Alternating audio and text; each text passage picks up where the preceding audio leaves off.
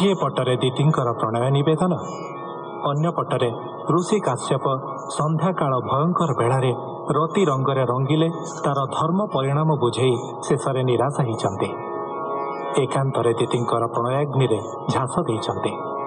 तापर दितींकर आपणा कर्म उपरे सचेतनता, मनस्ताप, अपराध मार्जन आवेदन कथा मैत्रेय कहला परे गर्भरु जे राक्षस गुण संपन्न सुत जन्मिबे आ बहु दुष्कर्म करिवे से कथा जणाइछन्ते।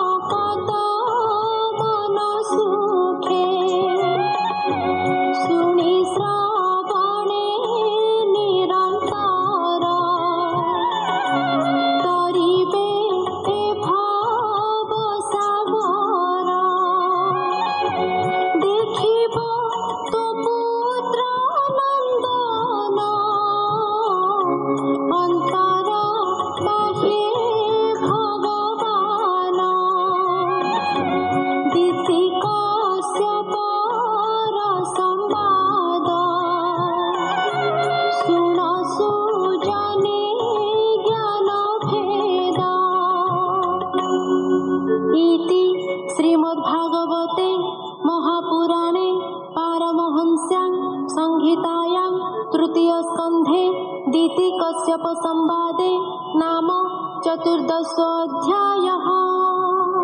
देवगणोवाच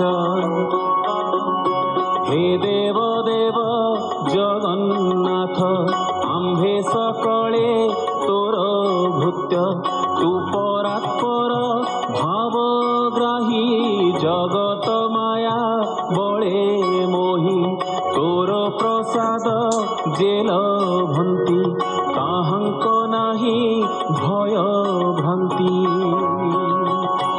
ब्रह्मावाच शुण सकल देवगण कहिबा एथिर कारण सनक आदि चारि भ्राते जन्मिले मोर शुद्ध चिते धूଳି धूसर दिगंबर नित्य निर्विषय गोचर से मुनि गणे एक दिने मिलिले विष्णुर भुवने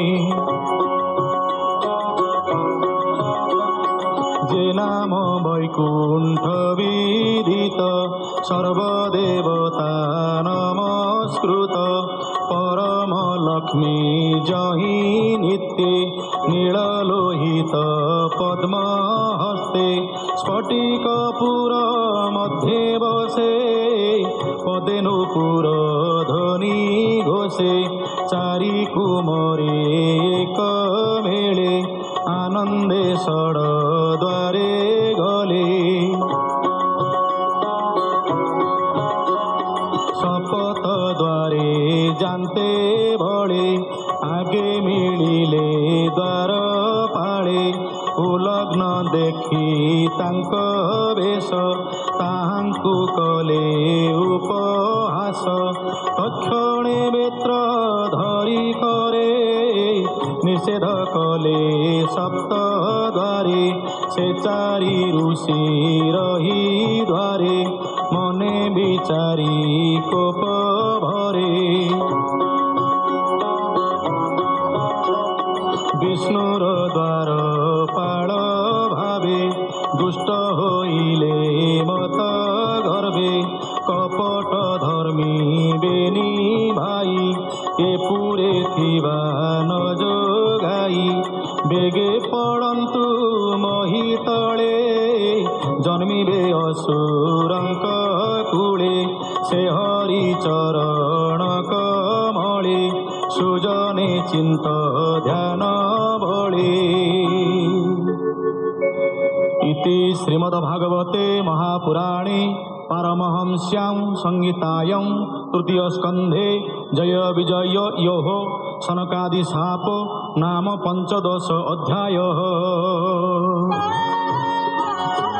भगवान उवाच जय विजय बेनिभ्राते मो द्वारे थान्ति अविरते मो पारिषद बेनिजने द्वारे खटन्ति मो भुवने जय विजय बेनी भाई तुम्भर चित्ते क्रोध देई असुर जोनि ए पाइबे दुष्कृत कर्म आचरिबे